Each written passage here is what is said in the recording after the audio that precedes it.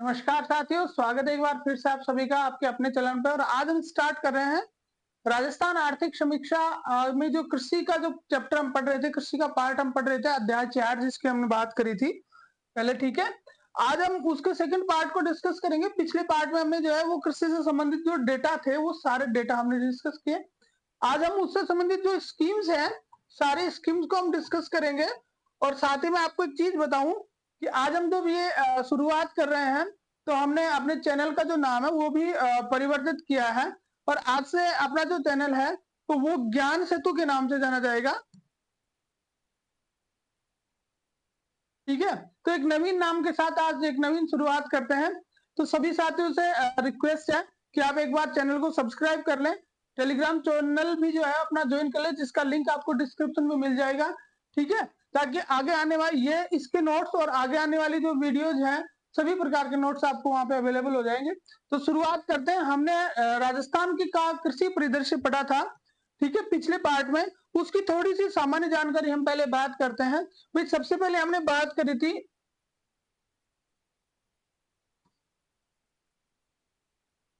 कृषि क्षेत्र में जीवीए की। ठीक है, कृषि क्षेत्र में जीवीए की हमने बात करी थी। जीवीए दो जो है वो मूल्य पे था। कौन कौन से थे? एक था स्थिर मूल्य और एक था प्रचलित मूल्य।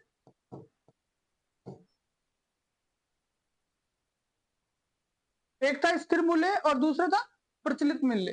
देखिए, स्थिर मूल्य पर जो जीवीए था तो 18,112 था। ठीक है, और इसके साथ साथ हमने वृद्धि भी देखी थी कि जो प्रोग्रेस थी वो थी आपकी 5.05%। ठीक है, 218,112 था और प्रोग्रेस थी 5.05%। ठीक है, प्रचलित मूल्य की अगर हम बात करें तो 4,22,854 था। कितना था? 4,22,854 था। और जो वृद्धि थी वो वृद्धि इसमें रही थी 11.44%। 11.44%। तो एक तो ये जानकारी हमने ली थी। दूसरा अब हमें देखना है, ये तो था कृषि क्षेत्र का जीवीए, ठीक है, ग्रोस वैल्यू एडेड। ठीक है, अब हमें देखना था कि भाई कृषि क्षेत्र जो है उस कृषि क्षेत्र का राजस्थान की जीडीपी में योगदान कितना हुआ है। तो राजस्थान के जीडीपी में योगदान,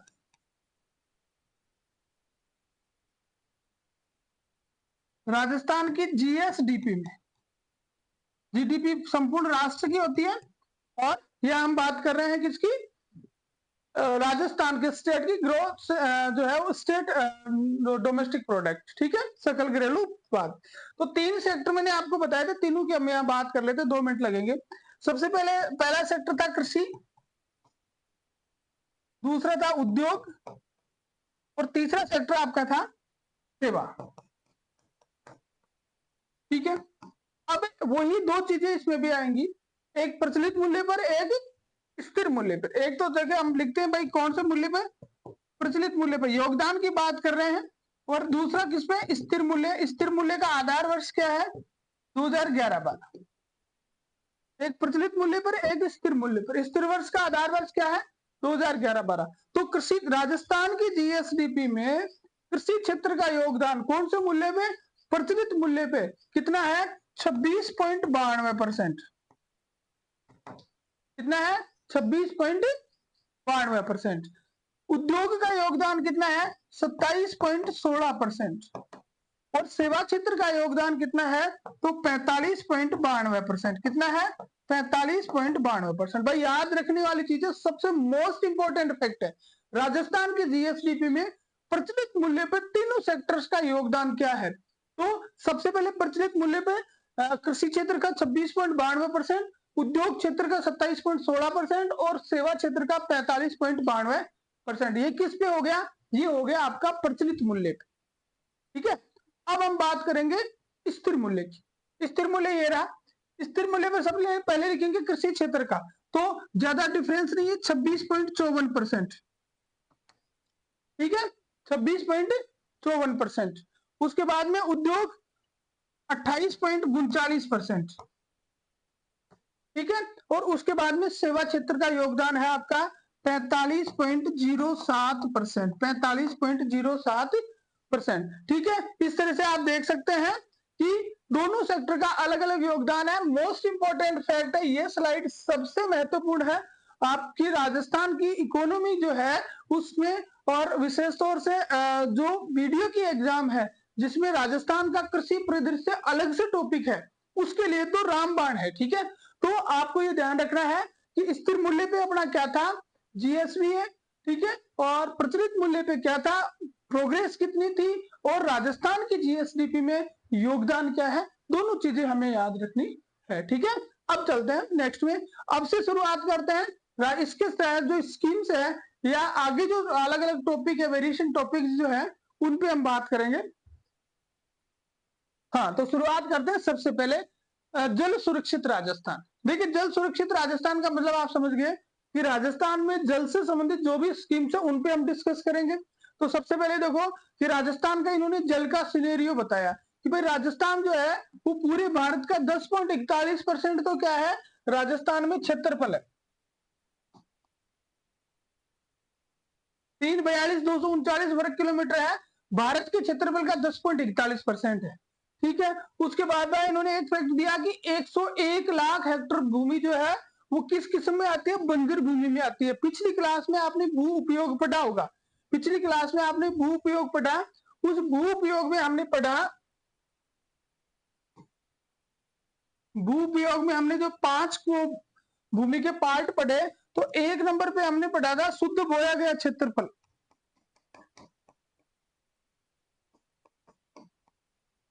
एक नंबर पे हमने पढ़ा था शुद्ध बोया गया क्षेत्रफल। ठीक है, सबसे ज्यादा ये था 53% के आसपास था। ठीक है, और 2 नंबर पे जो वो था बंजर भूमि,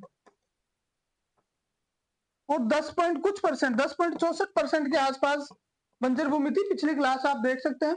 तो आप यहाँ पे ये क्या कह रहा है कि 101 लाख हेक्टर, 342.74 लाख हेक्टर भूमि है अपने, 342.74 लाख हेक्टर भूमि है, उसमें से 101 लाख हेक्टर भूमि तो क्या है, बंजर भूमि है। क्या है, बंजर भूमि है। ठीक है, फिर उसके बाद में जल संसाधनों का केवल 1.16% ही प्राप्त होता है। कौन से जल संसाधन, सतही जल संसाधन।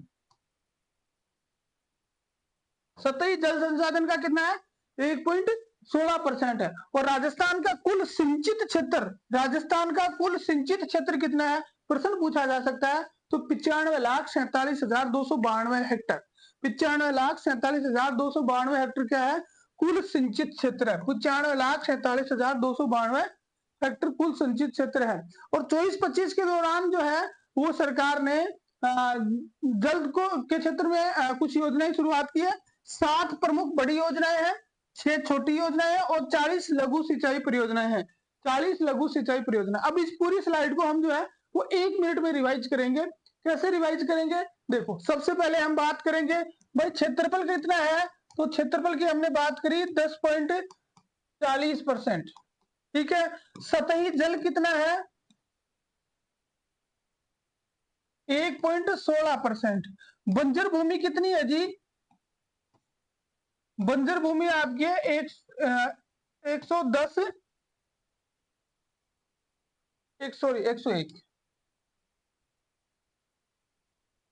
101 लाख हेक्टेयर। ठीक है, फिर उसके बाद में बंजर भूमि के बाद में क्या था, सिंचित क्षेत्र। सिंचित क्षेत्र जो है वो कितना था, 95 लाख 47,000, 95,47,000 और 292, 95,47,292 हेक्टर। बस ये शायद 4 चीजें याद रखो इस स्लाइड में, आपका काम रेडी है। पहली चीज, आपका क्षेत्रफल, भारत के क्षेत्रफल का कितना है, भारत के क्षेत्रफल का 10.40% है, 41,40 सतही जल 1.16 है।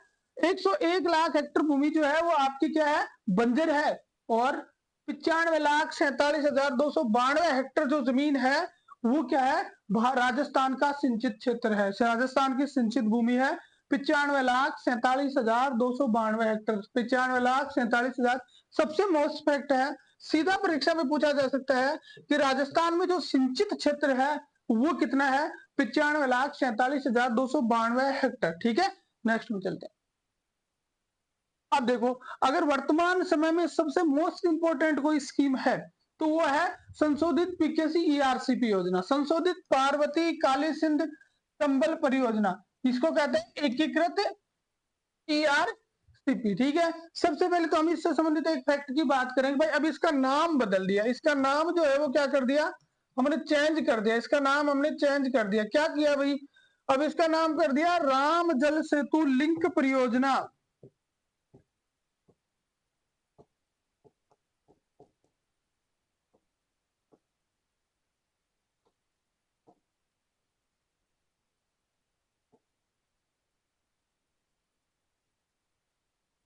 राम जल संशोधित पार्वती काली सिंध चंबल परियोजना पीकेसी ईआरसीपी, जिसका पहले का नाम था उसका नाम बदलकर अब क्या कर दिया गई भाई, उसका नाम अब कर दिया गया राम जल सेतु लिंक परियोजना। राम जल सेतु लिंक परियोजना कब किया गया, तो ये भाई आपके जब 22 जनवरी को हुआ था उद्घाटन, 22 जनवरी 2025, 22 जनवरी 2025 को ये नाम बदला। क्यों बदला, क्योंकि इस दिन जो है वो अपने राम मंदिर का उद्घाटन हुआ था, और राम मंदिर के उद्घाटन के प्रथम वर्षगांठ पर माननीय मुख्यमंत्री महोदय जो है उन्होंने पीकेसी ईआरसीपी का नाम बदल के कर दिया राम जल सेतु लिंक परियोजना। अब पढ़ते हैं पीकेसी ईआरसीपी में क्या है। तो सबसे मेन चीज क्या है कि कुछ नदियों का पानी है उनको कुछ दूसरी नदियों में डाइवर्ट करेंगे, तो एक तो उससे बाढ़ नहीं आएगी, दूसरा क्या होगा, अतिरिक्त क्षेत्र को क्या मिलेगा, पेयजल की सुविधा मिलेगी।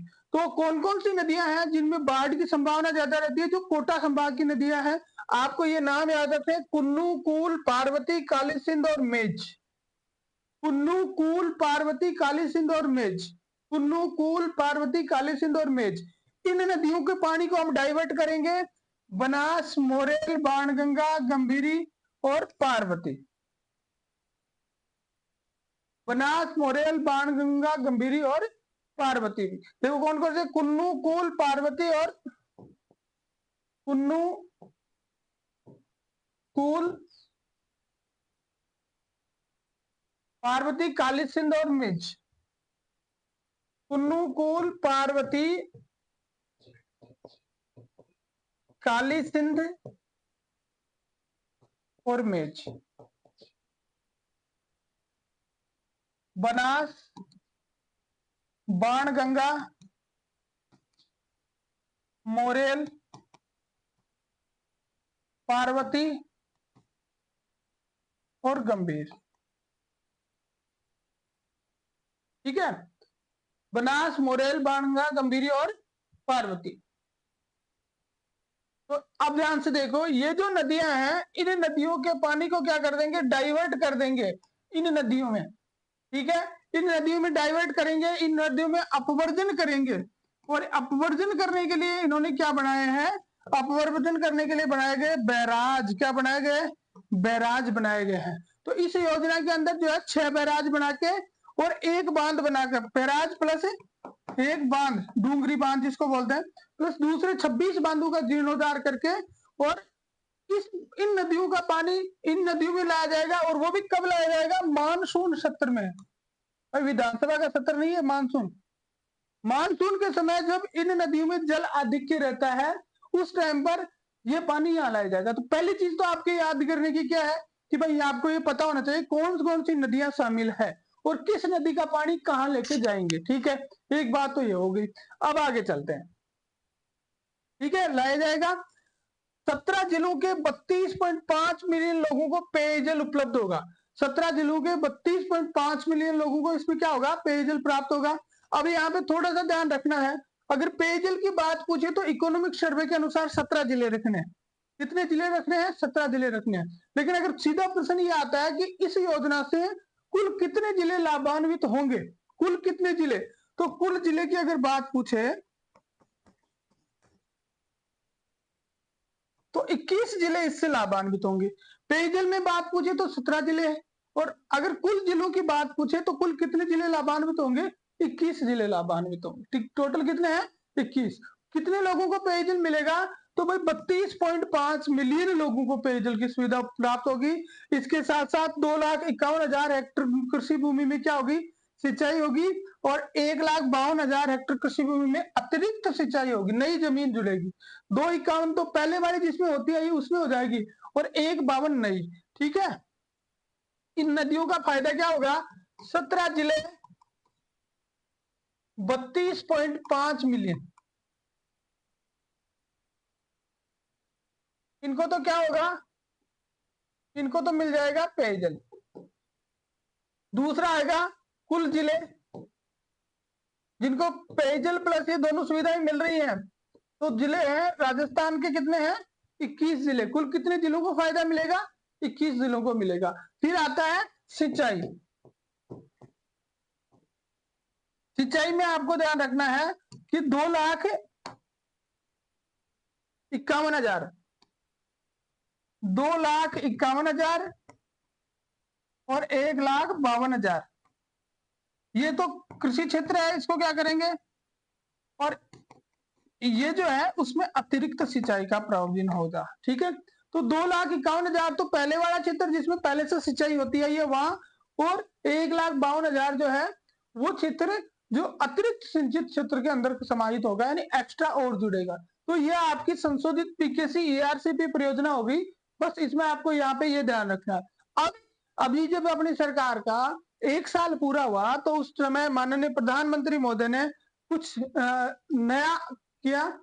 प्रथम चरण की इसकी शुरुआत की, इसके प्रथम चरण की शुरुआत की और प्रथम चरण के अंदर इन्होंने एक ये मेन चीज बनाई, नवनेरा गलवा बीसलपुर इसरदा, जिसको बोलते हैं एनजीबीआई लिंक, एनजीबीआई लिंक परियोजना। ये अभी इस एनजीबीआई लिंक परियोजना की शुरुआत कब हुई? तो आपको याद रखना है कि जब राजस्थान सरकार के 1 साल पूरा हुआ 17 दिसंबर 2024,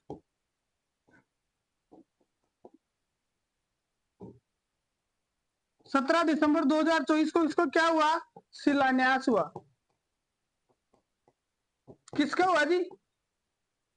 ईआरसीपी का नहीं हुआ, शिलान्यास हुआ किसका? एनजीबीआई, एनजीबीआई नवनेरा गलवा बीसरपुर इसरदा लिंक परियोजना। नवनेरा गलवा बीसरपुर इसरदा लिंक परियोजना कब हुआ शिलान्यास? 17 दिसंबर 2024 को हुआ। कहां पे हुआ? तो दादिया, कहां पे पड़ता है? जयपुर में। जयपुर में जो दादिया है उस जगह पे सरकार का 1 साल का कार्यक्रम हुआ था और उसमें पीएम के द्वारा इसका शिलान्यास किया गया। अब ये जो स्कीम है 14,200 करोड़ रुपए की स्कीम है, 14,200 करोड़ रुपए की स्कीम है। ये ईआरसीपी के अंतर्गत ही आती है। ठीक है, पहली चीज तो ये ध्यान रखनी है। दूसरी है कि ये जो प्रथम चरण का काम है, ये क्या है? प्रथम चरण का कार्य पूछ रहे हैं। तो इसमें क्या होगा कि रामगढ़ बैराज, सॉरी कूल नदी पर रामगढ़ बैराज और पार्वती नदी पर बनाएंगे महलपुर बैराज। दो तो बैराज याद रखने। भाई प्रथम चरण में क्या होगा? कूल नदी पर रामगढ़ और पार्वती पर महलपुर बैराज बनाएंगे। रामगढ़ से महलपुर को जोड़ेंगे और नवनेरा बैराज से गलवा बांध को जोड़कर बिशुलपुर बांध और इसरदा बांध में पानी पहुंचाया जाएगा। देखो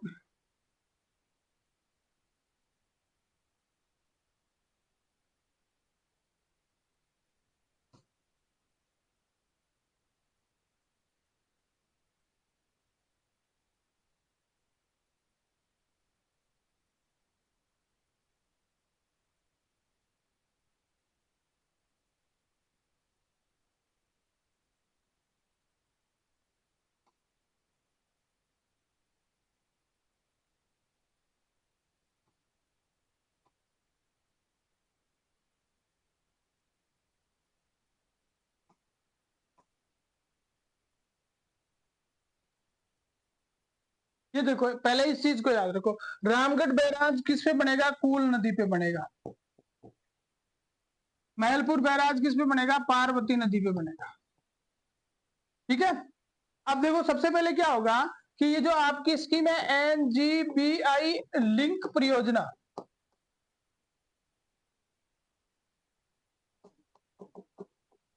अब इसमें क्या होना है? एनजीबीआई लिंक परियोजना में क्या होना है कि इसको जोड़ देंगे इससे, यहां से पानी को डाइवर्ट करेंगे यहां तक, महलपुर बैराज तक। महलपुर बैराज जो है वो कोटा में बन रहा है, नवनेरा बैराज जो लगभग पूरा है इस परियोजना का सबसे बड़ा बैराज है, ठीक है, दिगोद कोटा में, जगह का नाम है दिगोद, कोटा में एक जगह है दिगोद, ठीक है, यहाँ आपका जो है वो यहाँ आएगा। उसके बाद में पंपिंग के माध्यम से बीसलपुर बांध में जाएगा जो कहाँ पे टोंक में है, और फिर उसके बाद में इसरदा बांध में जाएगा जो कहाँ पे है सवाई माधोपुर में है। तो प्रथम चरण में जो है वो इस तरह से ये पानी लाया जाएगा, रामगढ़ से महलपुर लाएंगे, महलपुर से नवनेरा, नवनेरा से बीसलपुर लाएंगे, और बीसलपुर से फिर इसरदा बांध में पानी लाया जाएगा। और इस पूरे एरिया के अंदर जो जो क्षेत्र आएंगे वहां पेयजल और सिंचाई की सुविधा जो है वो उपलब्ध करवाई जाएगी। उद्घाटन की आपने बात करी, शिलान्यास की बात करी, 17 दिसंबर 2024 को प्रधानमंत्री मोदी ने किया, और 14,200 करोड़ रुपए की यह स्कीम है, ठीक है। तो अब आगे चलते हैं, अब अगली स्कीम आते हैं। अब एनजीपी ये हो गई आपकी, ईआरसीपी पूरी हो गई, अब अगली स्कीम की बात करते हैं, एक मिनट।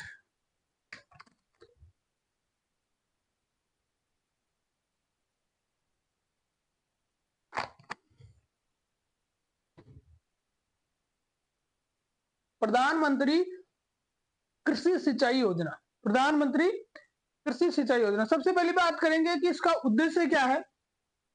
तो इसका उद्देश्य है सिंचाई कवरेज का विस्तार करना और जल उपयोग दक्षता में सुधार करना। भाई दो काम हो गए, एक तो कृषि का जो क्षेत्रफल है, कृषि का जो सिंचाई का क्षेत्रफल है, सिंचाई का क्षेत्रफल है उसको क्या कर देंगे, इससे बढ़ाएंगे। और जल उपयोग दक्षता,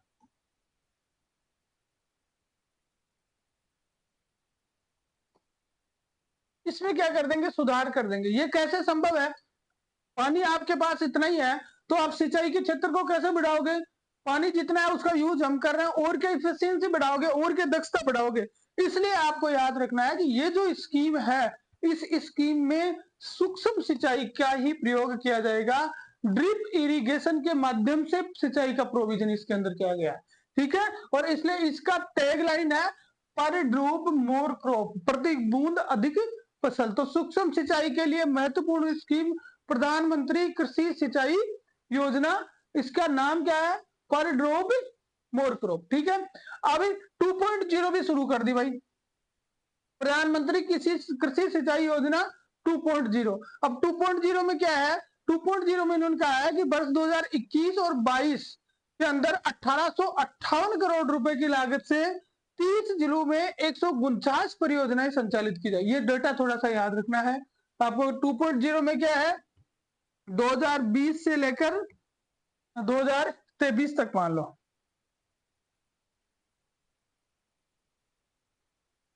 20 से 23 तक अगर हम बात करें तो कुल 1858 करोड़, 1858 करोड़ रुपए तो क्या कर दिए, वे कर दिए। और उसके बाद में 30 जिलों और 146 परियोजना, ये तीन डाटे याद रखना बस। प्रधानमंत्री कृषि सिंचाई पर ड्रॉप मोर क्रॉप टैगलाइन हो गई। उद्देश्य है सिंचाई क्षेत्र और जल उपयोगिता में दक्षता में वो सक्षम बनाना है, इसलिए ड्रिप इरिगेशन का इसमें प्रोविजन किया गया। 2.0 जब शुरू हुई तो 21 से लेकर 23 तक 1858 करोड़ रुपए की लागत के साथ 30 जिलों में 146 परियोजनाओं का कार्य जो है वो प्रगतिरत है। 30 जिले, 146 परियोजनाएं, 1858 करोड़। आगे चलते हैं। अब देखो इसके अंदर वर्क क्या क्या किए जाएंगे, क्या क्या काम करेंगे, वही सारी बातें आपको याद रखनी है कि प्राकृतिक संसाधन का प्रबंधन, जल संरचनाओं का निर्माण, प्रभावी वर्षा प्रबंधन, वर्षा के पानी को एकत्रित करना, लाभार्थियों की भागीदारी के लिए क्षमता निर्माण, कैपेसिटी बिल्डिंग को किस तरह से जल को बचा सकते हैं, ठीक है। उत्पादन गतिविधियां जैसे नर्सरी स्थापना, वनारोपण, बागवानी, चारागाह विकास कार्य आदि, मतलब उनको जो है वो ऐसी टेक्निक वाली खेती जो है, जैसे ग्रीन हाउस है, बागवानी है, वनारोपण है, नर्सरी विकास है, इस तरह की खेती जो है वो उससे करवाई जाए, ताकि वो लोग जो है वो ज्यादा से ज्यादा उनको आर्थिक लाभ प्राप्त हो। परिसंपत्तिहीन व्यक्तियों, महिलाओं के लिए आजीविका गतिविधियां और लघु और सीमांत किसानों के लिए सूक्ष्म उद्यम, छोटे उद्योग स्थापित करना, जिनके पास खेती नहीं है ना उनके लिए छोटे उद्योग स्थापित करना। ये जो लाइनें हैं ये मेंस के हिसाब से मोस्ट है। मेंस में कई बार इस टाइप से पूछा जाता है आरएस मेंस में कि भाई प्रधानमंत्री कृषि सिंचाई योजना के पे जो कौन कौन से कार्य किए जाएंगे, पूरी योजना पूछ ली जाती है तो उसमें फिर हमें 2-3 काम लिखने पड़ते हैं। ठीक है, तो उस हिसाब से ये मोस्ट है। आगे हम चलते हैं, RRR योजना। ठीक है, देखिए RRR योजना जो है वो मरम्मत से संबंधित है। जो आपके जो क्या बोलते हैं उनको, जल संरचनाएं हैं, आपके जो जल संरचनाएं हैं उनकी मरम्मत से रिलेटेड है। 2005 में भारत सरकार के द्वारा इसको प्रारंभ किया गया था। RR योजना को 2005 में भारत सरकार के द्वारा प्रारंभ किया गया था और ये जल संरचनाओं की मरम्मत और उनमें सुधार करने के लिए ये योजना शुरू की गई थी। लेकिन अब 17-18 में इसका फंडिंग पैटर्न भी याद रख सकते हो, 60-40 60-40 का फंडिंग पैटर्न है। और 17-18 में ये जो योजना है, इस योजना को आपकी PMKSY, प्रधानमंत्री कृषि सिंचाई योजना, इसमें मिला दिया गया। कब मिलाया? 2017-18। याद रखना है, RR योजना 2005 में शुरू हुई, 2017-18 में इसको प्रधानमंत्री कृषि सिंचाई योजना में क्या कर दिया गया? मिला दिया गया। और इसका फंडिंग पैटर्न है वो 60-40 है, 60% केंद्र सरकार देती है, 40% राज्य सरकार देती है। अब वो सूक्ष्म सिंचाई के टकी तो हो गया अपना, कोई विशेष नहीं। अब देखो अगली नई स्कीम आती है PM कुसुम योजना। राजस्थान को सौर ऊर्जा में अग्रणी बनाने के लिए ये योजना शुरू की गई। सबसे पहले तो सौर ऊर्जा का नाम आ जाएगा इसमें, पहली बात तो ये। दूसरी बात क्या है कि इस योजना के 3 घटक है, A, B और C। 3 घटक है इस योजना के, A, B और C। यहां हम कौन से घटक की बात कर रहे हैं? B की। तो जो व्यक्ति डीजल पंप जो है, इसकी पात्रता के लिए क्या है, इसके अंतर्गत क्या? सबसे पहले तो ये देखो इसमें क्या है कि सौर पंप लगाए जाते हैं खेती के लिए 3 HP से लेकर 10 HP तक, और अनुदान मिलता है 7.5 HP तक का अनुदान मिलता है। ठीक है, अब किसके खेत में लगाए जाएंगे? जो डीजल पंप पे निर्धारित हो।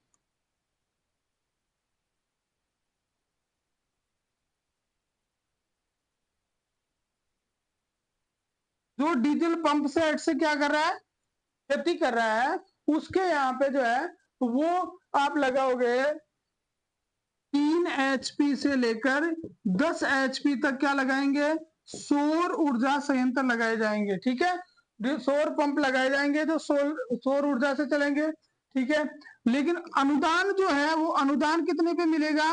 तो अनुदान आपको 7.5 HP तक ही मिलेगा। 7.5 HP से ज्यादा पे आपको अनुदान नहीं मिलेगा। भले आप 10 लगा लो, लेकिन अनुदान 7.5 तक ही मिलेगा। अलग अलग क्राइटेरिया 3, 5, 7, 7.5 इस तरह से। ठीक है, 7.5 तक ही अनुदान मिलना है। अब अनुदान कैसे मिलेगा? तो कुल खर्चा जो है उसका 30% केंद्र सरकार देगी, 30% राज्य सरकार देगी और 40% उस किसान को लगाना पड़ेगा। अब किसान के पास 40% भी नहीं है, तो इन्होंने कहा भाई 30% क्या कर देंगे, हम लोन दिला देंगे। तो किसान की जेब से कितना लगा? 10%। यानी अगर 10 लाख का आपका संयंत्र है मान लीजिए, तो किसान को कितना देना है? 1 लाख रुपए देने हैं। 6 लाख तो सीधे माफ है और 3 लाख का उसका क्या हो गया? लोन हो गया। तो कितनी बढ़िया स्कीम है PM कुसुम कंपोनेंट B। सौर पंप जो है वो लगाने की योजना है। 10 HP तक के जो है वो इसमें पंप लगाए जाते हैं। 10 HP तक के पंप इसमें लगाए जाते हैं। ठीक है, अब आगे चलते हैं। मुख्यमंत्री जल स्वावलंबन अभियान 2.0। सबसे पहले भाई 2.0 का नाम आया तो 1.0 का भी कुछ तो पता होना चाहिए। तो 1.0 MJSA 1.0 की हम बात करें तो 1.0 27 जनवरी 2016 को शुरू हुआ। ठीक है, कहां से हुआ? झालावाड़ से। ठीक है, मुख्यमंत्री कौन थी तत्कालीन? वसुंधरा राजे सिंधिया। तो झालावाड़ से इस स्कीम की शुरुआत हुई। अब वर्तमान की बात करें तो फरवरी 2024 में इसको शुरू किया गया। इसका उद्देश्य क्या है कि नेक्स्ट जो 4 वर्ष हैं इस सरकार के, उसमें 20,000 गांव में 5 लाख जल संचयन और जल संरक्षण संरचनाओं का निर्माण किया जाएगा। भाई देखो आपको यहाँ पे डेटा याद रखने पड़ेंगे इस टाइप से, 4 वर्ष, 20,000 गांव और 5 लाख। जल संरचनाएं। ये तो बात आ गई किसकी, पूरे एमजेएसए की बात आ गई कि भाई 4 वर्ष में 20,000 गांव में 5 लाख जल संरचनाओं, जैसे तालाब, नाडी, पोखर जो भी है, ठीक है, एनीकट वगैरह, ट्रेंच वगैरह, तो ये निर्माण किया जाएगा। 4 वर्ष 20,000 गांव और 5 लाख जल संरचनाओं का निर्माण उसमें किया जाएगा, ठीक है। एक चीज तो ये हो गया।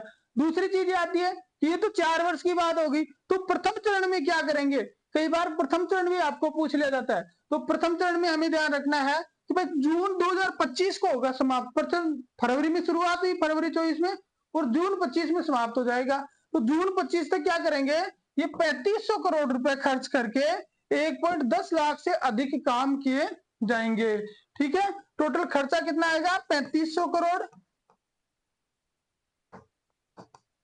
और काम कितने करेंगे, 1.10 लाख। हमने टोटल कितनी, 5 लाख जल संरचनाओं की बात करी थी, उसमें से 1.10 लाख संरचनाएं जो है वो कब की जाएंगी, 1.10 लाख संरचनाएं प्रथम चरण में पूरी की जाएंगी। तो ये हो गया आपका एमजेएसए 2.0, फरवरी 2024 में स्टार्ट हुआ।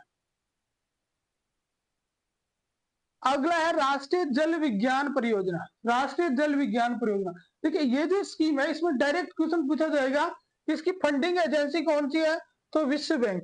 2 स्कीमें याद रखना जल से संबंधित, एक तो जल विज्ञान, एक अटल भूजल योजना।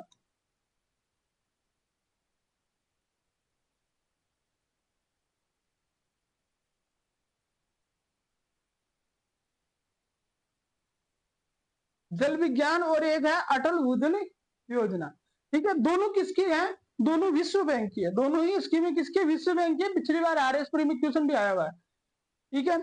तो विश्व बैंक द्वारा है राष्ट्रीय जल विज्ञान परियोजना। इसमें क्या करेंगे, इसकी टोटल लागत है 134 करोड़, विश्व बैंक 134 करोड़ दे देगा।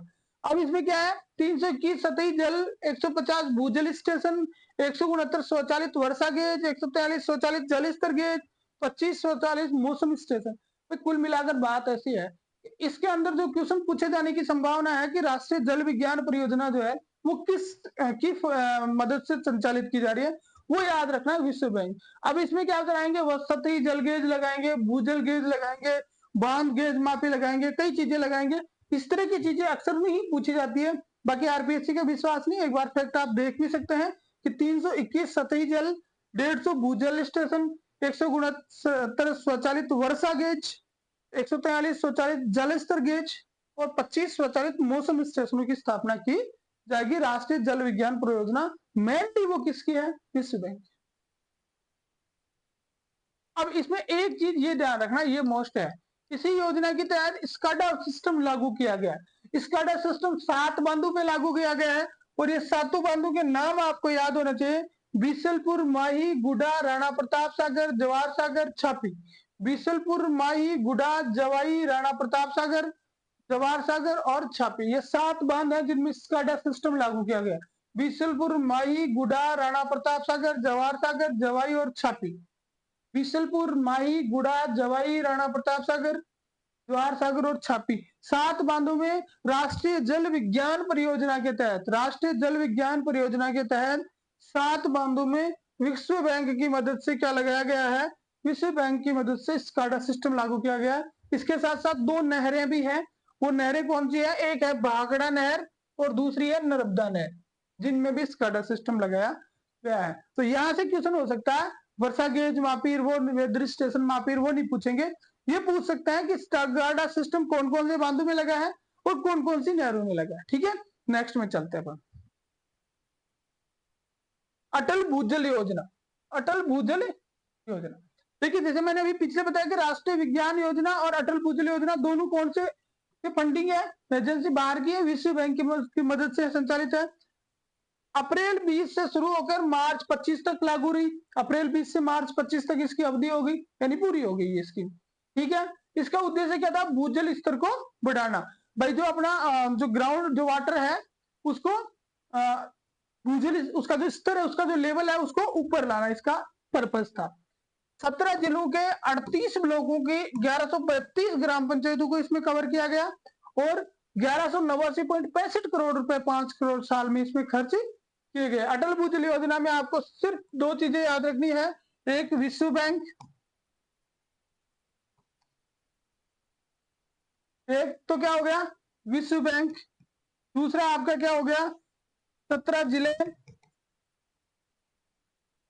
38 ब्लॉक, 1132 गांव। ठीक है, इनको इसने क्या कर दिया, कवर कर दिया। और 5 वर्ष में कितने रुपए खर्च कर दिए, 1168।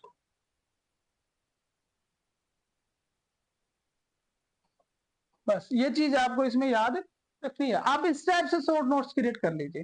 विश्व बैंक अटल भूजल योजना, विश्व बैंक 17 जिले, 38 पंचायत समितियां, 1132 गांव और 1168 करोड़ रुपए खर्च। बस यही पूछेंगे और क्या पूछेंगे। ठीक है, नेक्स्ट में चलते हैं। नर्मदा नहर परियोजना। देखिए नर्मदा नहर परियोजना में राजस्थान के 2 जिलों को मिल रही है। वो जिले कौन कौन से हैं, वो जिले इन्होंने यहाँ पे बता दिए आपके, जालौर और बाड़मेर।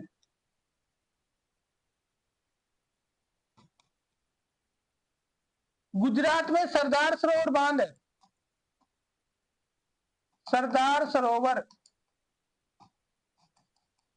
ठीक है, गुजरात के सरदार सरोवर बांध से निकाल दी।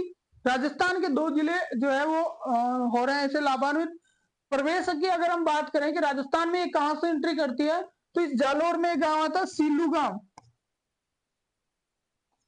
यहां से ये राजस्थान में क्या करती है, प्रवेश करती है। इसका राजस्थान में एंट्री कहां से होती है, जालोर के सीलू गांव से इसकी राजस्थान में एंट्री होती है। अब हमें इकोनॉमिक सर्वे में दिया गया है डेटा कि भाई ये कह रहे हैं कि 233 गांवों में 2.46 लाख हेक्टर में तो होती है खेती। 233 गांव जालोर और बाड़मेर के 233 गांवों के 2.46 लाख हेक्टर में कृषि हो गई। और सबसे मेन चीज आपको याद रखनी है, वो ये रखनी है कि ये जो नहर परियोजना है उसमें सिर्फ स्प्रिंकलर सिस्टम से सिंचाई हो रही है, ड्रिप सिस्टम से सिंचाई हो रही है, यानी खुला पानी बहाने की कोई अनुमति नहीं है। वो प्रधानमंत्री कृषि सिंचाई योजना पे किस योजना के तहत जो है वो स्प्रिंकलर सिस्टम से सिंचाई होती है। तो योजना पूछे तो प्रधानमंत्री कृषि सिंचाई योजना, और नहर पूछे तो नर्मदा नहर परियोजना। ठीक है, तो इसमें सिर्फ और सिर्फ स्प्रिंकलर ड्रिप इरिगेशन जो है वही अनुमत है। तो पानी बचाने की सबसे बेस्ट स्कीम ये हम कह सकते हैं। ठीक है, तो 233 गांव जो है वो है आपके जैसलमेर, जालोर और बाड़मेर के, और 2.46 लाख हेक्टर में तो हो गई खेती। ठीक है, और वो भी किससे होगी, स्प्रिंकलर से होगी। अब सेकंड पार्ट आता है पेयजल का, अगली चीज आती है पानी की। तो 37.48 लाख लोगों को पानी मिलता है, व्यक्ति पूछे तो 37.48 लाख। और अगर गांव पूछे तो 1541 गांव है, जिसमें जालोर के हैं आपके 667 गांव और बाड़मेर के हैं 874 गांव। बाड़मेर के 874 गांव, इसके साथ साथ 3 शहर भी हैं, जालोर, भीनमाल और सांचौर। इनको क्या मिलता है, इनको पेयजल मिलता है। ठीक है, एक बार देखो इसको देखते हैं। नर्मदा नहर, नर्मदा नहर की हम बात करें, सबसे पहले वो उद्गम उद्गम तो हमने वहां बात करें, मुझे यहाँ इस इकोनॉमिक सर्वे वाले डेटा की बात करेंगे। तो भाई 233 गांव है और 233 के 2.46 लाख हेक्टर। इस 2.46 लाख हेक्टर में तो क्या होती है, सिंचाई होती है। पहली चीज तो हमने ये देखी, जिले तो आपके 2 ही थे, जिले कितने हैं, जिले 2, जालौर और बाड़मेर। ठीक है, सबसे पहले हमने सिंचाई की बात कर ली, 2.46 लाख हेक्टर, 233 गांव, जालोर और बाड़मेर के। पहली चीज तो ये होगी आपके लिए। ठीक है, अब दूसरी चीज आपकी आती है, हाँ भाई दूसरी चीज ये आती है आपकी कि भाई ये जो योजना है इसमें सिर्फ कौन सिंचाई होगी, किससे होगी, स्प्रिंकलर सिस्टम से, ड्रिप इरिगेशन से ही सिंचाई होगी, दूसरे तरीके से सिंचाई नहीं कर सकते। ठीक है, अब उसके बाद में सेकंड पोर्शन आ जाता है पेयजल का। पेयजल, पेयजल में वही 2 जिले आपके, टोटल गांव थे 1541 गांव, 1541 गांव। 2 जिले हो गए जालौर और बाड़मेर। जालोर के 667 गांव इसमें आते हैं। जालोर के कितने गांव शामिल है? 667 गांव इसमें शामिल हैं। और बाड़मेर के 874 गांव इसमें शामिल है। 874 है ना? हाँ सही है, 874। ठीक है, इसके साथ साथ ये 3 शहर भी इसमें शामिल है। 3 शहर कौन कौन से? जालोर, सांचौर और भीनमाल। बस ये हो गया आपका काम पूरा नर्मदा नहर परियोजना की। बस इतने से छोटे से नोट्स बना दो। कौन कौन से? ये सारी चीजें आ गई नर्मदा नहर में। कुछ नहीं याद करना, इतनी चीज याद करनी है आपको। मैं ये स्लाइड आपके इसमें टेलीग्राम पे डालता हूँ, और वहां से आप जो है ना वो आराम से बैठे बैठे जो ये नोट्स भी क्रिएट कर सकते हो। ये आपके रिवीजन में बहुत काम आएंगे।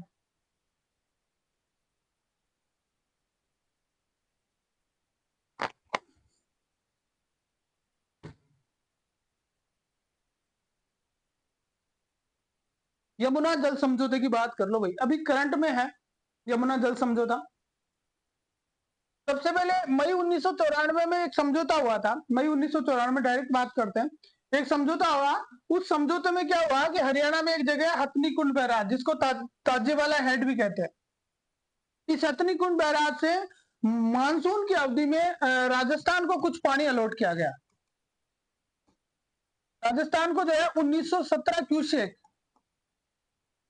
या फिर 577 MCM। ठीक है, तो 1994 में जो समझौता हुआ उसमें यह कहा गया कि राजस्थान को 1917 क्यूसेक या 577 MCM है ना, मिलियन क्यूबिक मीटर जो है वो पानी अलॉट किया गया। कौन से समय में? मानसून के समय में। कब किया गया? मानसून के समय में ये पानी अलॉट किया जाएगा।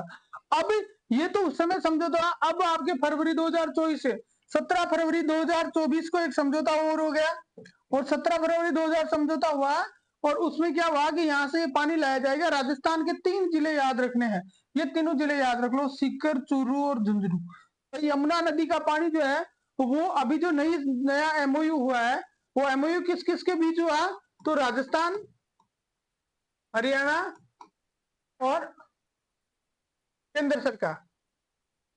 राजस्थान, हरियाणा और केंद्र सरकार के बीच में MOU हुआ, और इसके तहत जो है वो पानी लाया गया।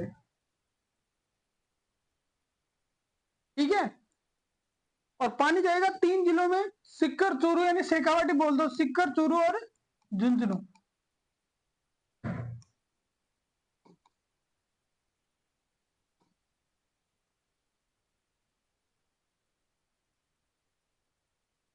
ठीक है, 3 जिलों में ये पानी जाएगा। ठीक है, नेक्स्ट में चलते हैं।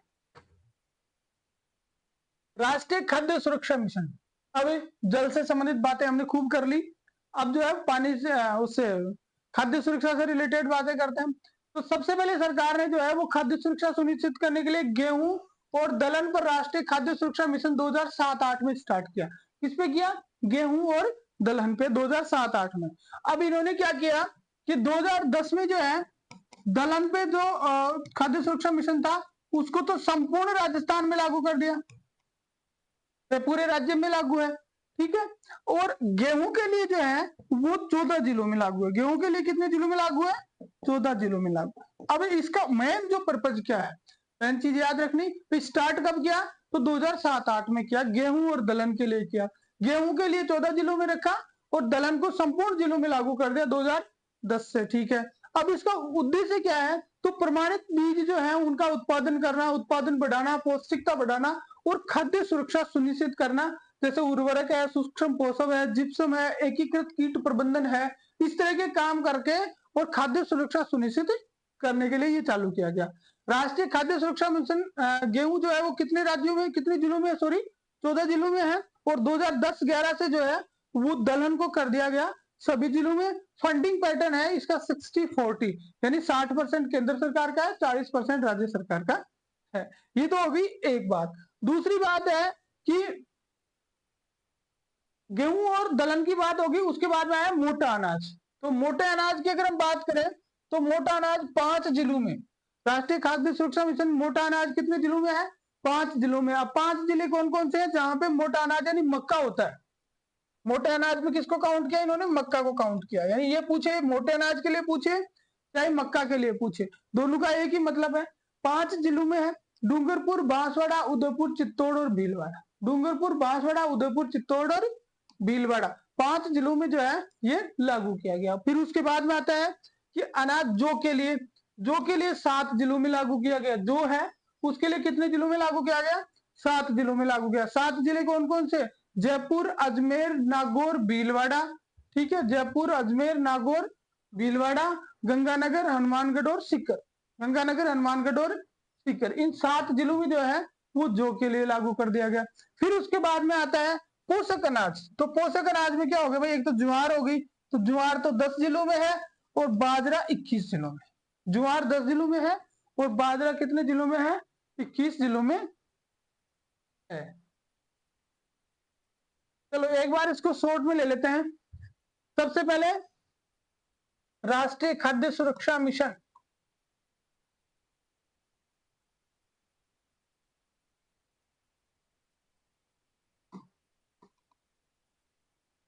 भाई शुरू में क्या गया? गेहूं प्लस दलहन 2 पे स्टार्ट किया 2007-8 में। 2007-8 में 2 पे स्टार्ट कर दिया गेहूं और दलहन पे। 2010 में इन्होंने क्या किया? 2010 से 11 में सभी जिलों में, राजस्थान के सभी जिलों में दलहन के लिए सभी जिलों में लागू कर दिया गया। और गेहूं के लिए टोटल कितने जिले हैं? 14 जिले। गेहूं के लिए कितने जिले हैं? 14 जिले हैं। अब उसके बाद में आता है मोटा अनाज। मोटा अनाज, मोटा अनाज कौन सा है? और मोटे अनाज में हमने बात कर ली किसकी? मक्का। मक्का की बात आ गई। मोटे अनाज में किसकी बात होगी? मक्का की बात होगी। तो मक्का के लिए हमने कितने जिले देखे? 5 जिले देखे। अब वो 5 जिले कौन कौन से हैं? डूंगरपुर, बांसवाड़ा, उदयपुर, चित्तौड़ और भीलवाड़ा। डूंगरपुर, बांसवाड़ा, उदयपुर, चित्तौड़ और भीलवाड़ा, ये 5 जिले हो गए। फिर अगला अगला अपना आ गया क्या? जो। जो के लिए कितने जिले हो गए? 7 जिले हो गए। 7 जिले कौन कौन से हो गए? जयपुर, अजमेर, नागौर, भीलवाड़ा, सीकर, गंगानगर और हनुमानगढ़। ठीक है, ये 7 ये जिले हो गए किसके लिए? जो के हो गए। उसके बाद में आ गया अपना, जो के बाद में क्या आया? पोषक अनाज। और पोषक अनाज में आया ज्वार।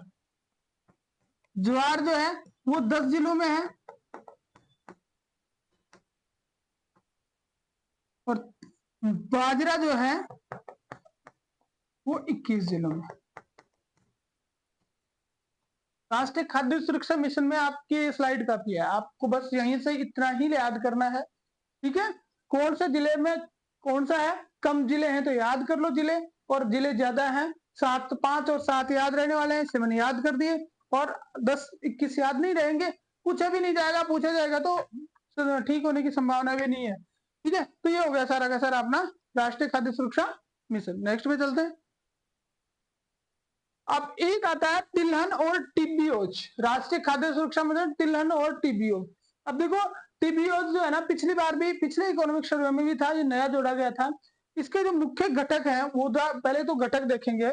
ब्रीडर बीज की खरीद और प्रमाणित बीज का उत्पादन, दो चीजें हैं। ब्रीडर बीज की खरीद करना और प्रमाणित बीज का उत्पादन करना, दोनों में 60-40 जो है, 60% केंद्र सरकार और 40% राज्य सरकार का फंडिंग पैटर्न है। ठीक है, 6 टीबीओज जो है उनका इसमें नाम आपको याद रखना है। इस पूरी स्लाइड में जो है, इस पूरी स्कीम में आपको सबसे मोस्ट चीज जो है वो आपको ये याद रखना, आपको पता होना चाहिए कौन कौन से टीबीओज की बात की गई है, बाकी सब पुरानी चीजें हैं, पूछे जाने योग्य बातें नहीं है, डेटा पूछ भी सकते हैं, लेकिन ये अगर यहाँ से क्वेश्चन उठता है तो सबसे मोस्ट यही है टीबीओज में कौन सी फसल शामिल नहीं है। ठीक है, तो देखिए ओलिव, महुआ, नीम, जोजोबा, करंज और जेट्रोफा। ओलिव, महुआ, नीम, ये 6 फसलें आपके हैं, 6 टीबीओज हैं। ठीक है, तो ओलिव, महुआ और नीम, जोजोबा, करंज और जट्रोफा। ओलिव, महुआ, नीम, जोजोबा, करंज और जट्रोफा। सबसे मोस्ट क्वेश्चन है, सबसे मोस्ट फैक्ट है ये आपके, अगर इस स्लाइड से या इस योजना से स्कीम में पूछा जाता है तो 100% यही पूछेगा जाएगा 6 टीबीओज के नाम, ओलिव, महुआ, नीम, जोजोबा, करंज और जट्रोफा। अब उसके बाद में आए पशुधन। पशुधन की भी थोड़ी थोड़ी बात कर लेते हैं। फिर राजस्थान में जो है ना वो भारत के का पशुधन कितना है, टोटल क्या स्थिति, वो बात हम करेंगे। तो सबसे पहले पशुधन, पशुगणना के अनुसार देखें तो 568.01 लाख तो है पशुधन, 568.01 लाख पशुधन है। 146.23 लाख क्या है, मुर्गियां, कुक्कुट है। तो पहली चीज तो आपको ये याद होनी चाहिए। और भारत का कितना है, तो भारत का 10.60%, भारत के कुल पशुधन का 10.60% राजस्थान में है। 568.01 लाख पशुधन है और 146.23 लाख क्या है, मुर्गियां हैं, कुक्कुट यहाँ पे विद्यमान है। अभी देश का के जो गाय है, भैंस है, उनका कुछ प्रतिशत अपने यहाँ पे है, वो याद रहना जरूरी है। तो गाय की अगर हम बात करें तो 7.24%, देश की 7.24% गाय, 12.47% भैंस, 14% बकरियां, 10.64% भेड़, ऊंट है वो 84.43%। ये तो डेटा याद रखने आपको, ठीक है। 568.01 लाख पशुधन है, 146.23 लाख कुक्कुट है, टोटल जो है वो अपना कितना है, 10.60% है देश का। और देश के 7.24% गाय है, 12.47% भैंस है, 14% बकरियां हैं, उसके बाद में 10.64% जो है वो भेड़ है और 84.43% क्या है, ऊंट है। इसके साथ साथ हमें दो चीजें और याद रखनी है कि एक तो दूध उत्पादन में कितना योगदान है और ऊन उत्पादन में। तो दूध उत्पादन में है 14.44%, 14.44% है, और ऊन उत्पादन में अपना है लगभग 48%, कितना है आपका 47.98%। ठीक है, यही तक लिख लेता हूं मैं, दूध 14.44% और ऊन 47.98%। बस इतनी चीजें आपको याद रखनी है। ठीक है, तो ये पशुधन की बात होगी। नेक्स्ट में चलते हैं, ऊंट संरक्षण अनुदान योजना, मोस्ट स्कीम है, नई योजना है और इस बजट में इसमें कुछ अमेंडमेंट भी किया गया। देखिए ऊंटों को जो है वो डोमेस्टिक श्रेणी में राज्य पशु का दर्जा दिया गया है और इसीलिए उनके संरक्षण के लिए हमें जो है वो प्रयास करना पड़ेगा। और हमने अभी पढ़ा कि 84.43%, भारत के 84.43% ऊंट जो है वो किसमें है, राजस्थान में। भारत के 84.43% ऊंट राजस्थान में, यानी राजस्थान से बाहर जाओगे तो ऊंट जो है वो नाम मात्र के कहीं आपको मध्य प्रदेश वगैरह में देखने को मिल जाएंगे, बाकी ज्यादा ऊंट नहीं है। इसलिए संरक्षण योजना राजस्थान ने चलाई। क्या योजना चलाई भाई, इसमें है कि जो ऊंट पालक है उसको नए टोरडे के जन्म पे 10,000 रुपए दिए जाते हैं। टोरडा जानते हो, टोरडा क्या होता है, बच्चे जो ऊंट का बच्चा होता है ना उसको कहते हैं। ठीक है, तो 10,000 दो किस्तों में दिए जाते हैं। अब ये दो किस्तें कब कब है, एक तो 0 से 2 महीने और एक वर्ष। 5,000 और 5,000 पशुपालन विभाग द्वारा ये राशि दी जाती है। तो जैसे ही जन्म होता है, जन्म होने के 2 माह के भीतर भीतर पहली किस्त दे दी जाती है और दूसरी किस्त जो है वो आपके जन्म के 1 वर्ष बाद दी जाती है। ठीक है, अब इसमें क्या है कि बजट 2025-26,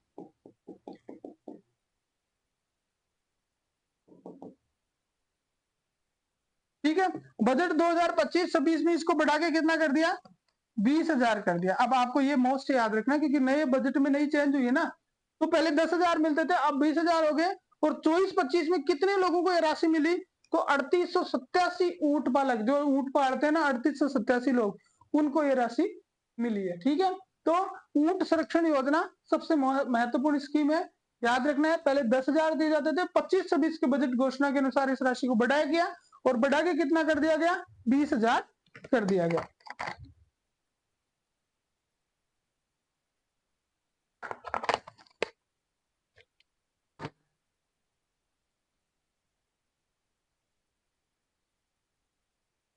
अगले में चलते हैं, गौशाला विकास पहल। देखो सबसे पहले है, सरकार गौशाला स्थापित करने के लिए 10 लाख रुपए की बात करते हैं। कितने रुपए की? 10 लाख रुपए। अब इस 10 लाख रुपए को दो पार्ट में डिवाइड कर दिया, 90% तो देगी सरकार और 10% देने पड़ेंगे किसको? जनता को। ठीक है, 10 गौशाला विकास के लिए 10 लाख है, 90% देगी सरकार, 10% देने पड़ेंगे किसको? जनता को। उसके बाद में आपने गौशाला खोल दी 10 लाख से, लेकिन उसके बाद में वहां जो गोधनिया जो रख रहे हो आप, गायें रख रहे हो, उनके लिए खर्चा भी तो चाहिए। तो उनके खर्चे के लिए उन्होंने ये क्या किया कि 44 और 22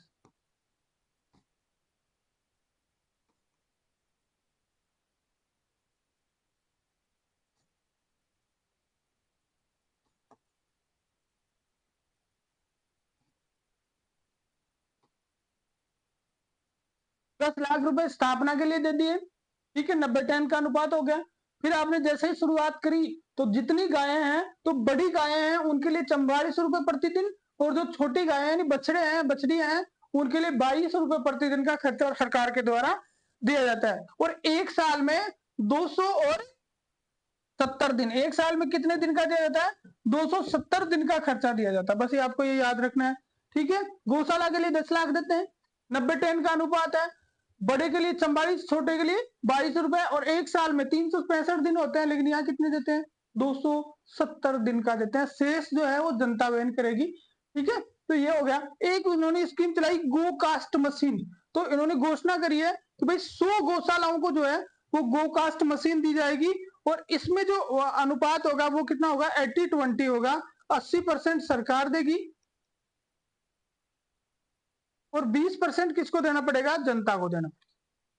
ठीक है, 2024-25 की बजट घोषणा है, 2024-25 की बजट घोषणा। गोकास्ट मशीन कितनी जगह? 100 जगह। 80-20 का अनुपात है, ये मैंने याद रखना है। ठीक है, नेक्स्ट में चलते हैं। अब आता है डेयरी विकास। डेयरी विकास में आप पहले संस्थानिक निर्माण को याद रखो। तो डेयरी विकास की सबसे बड़ी संस्था कौन सी है? तो RCDF, CS निकाय जिसको हम कहते हैं,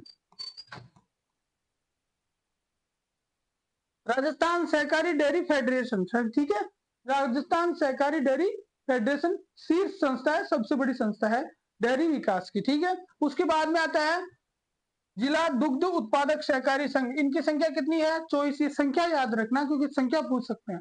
ठीक है, उसके बाद में डेयरी सहकारी समितियां कितनी है? 19,054। तो टॉप पे तो हो गया RCDF, फिर जिला दुग्ध सहकारी समितियां 24 हो गई। ठीक है, और उसके बाद में डेयरी सहकारी समितियां हो गई, वो कितनी होगी? 19,054 हो गए।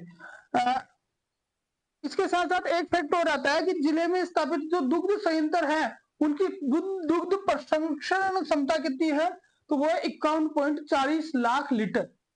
दुग्ध प्रसंस्करण क्षमता कितनी है? 51.40 लाख लीटर। तो चार चीजें RCDF याद रह जाएगी, जिला दुग्ध सहकारी संघ 24, दुग्ध सहकारी समितियां 19,054, और 51.40 लाख लीटर क्या होगी? दुग्ध प्रसंस्करण क्षमता हो गई। इसके बाद में ये दो फैक्ट और हैं।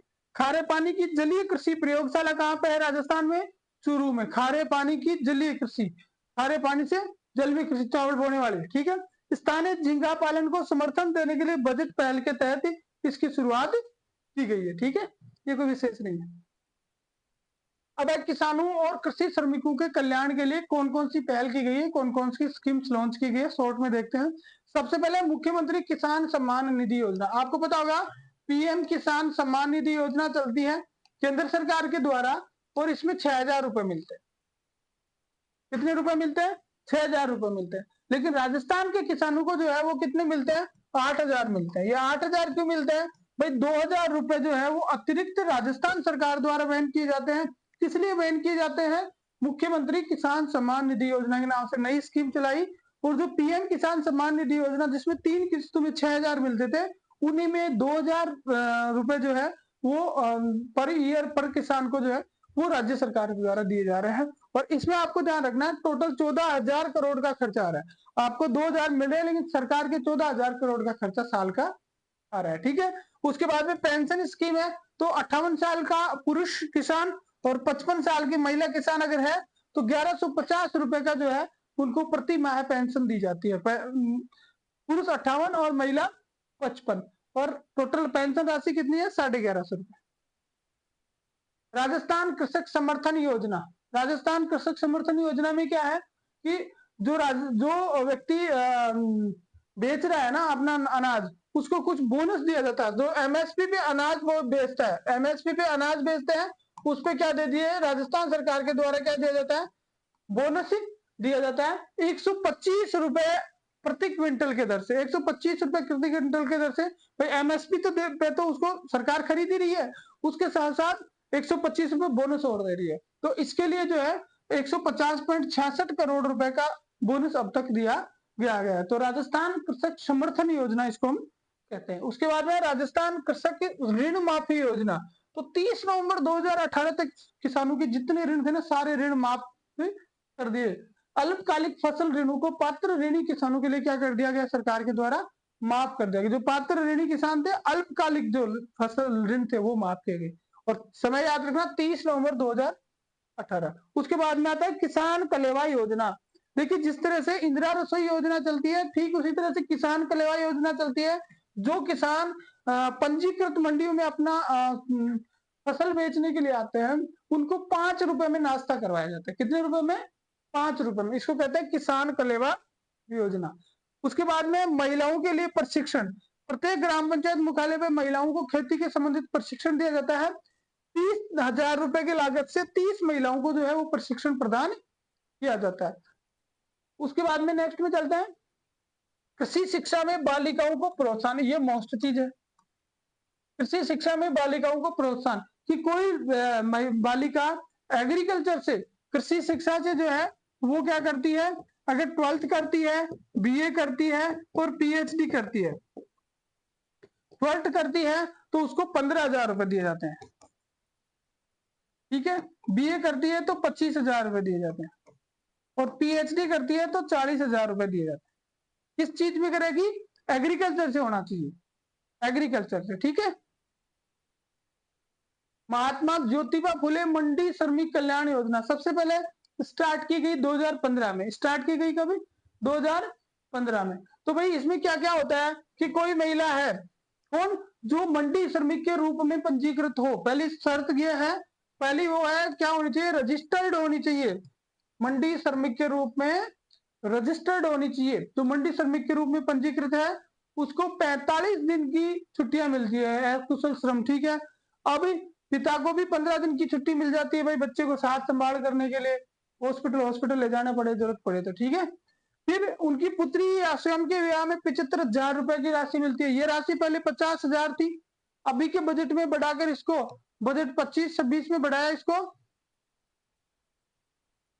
और कितना बढ़ाया 25,000 बढ़ा दिया। ठीक है, तो याद रखना दो चीजें याद रखनी है, एक तो राशि कितनी मिलती है, तो अभी मिलती है आपकी 75,000 और पहले 50 थी तो ठीक है अब कितना बढ़ा दिया, 25,000 बढ़ा दिया। अगर छात्रवृत्ति की बात है कि पुत्र और जो पंजीकृत संवेदक है उनके बच्चे अगर 60% से ज्यादा नंबर लाते हैं तो उनको 4,000 से लेकर 25,000 रुपए तक की क्या मिलती है, छात्रवृत्ति प्रदान की जाती है और 20,000 रुपए तक की उनको चिकित्सा सहायता भी प्रदान की जाती है। तो ये थी महात्मा ज्योतिबा फुले मंडी श्रमिक कल्याण योजना। ठीक है, तो इसी के साथ आपका जो है ये टॉपिक हो गया पूरा।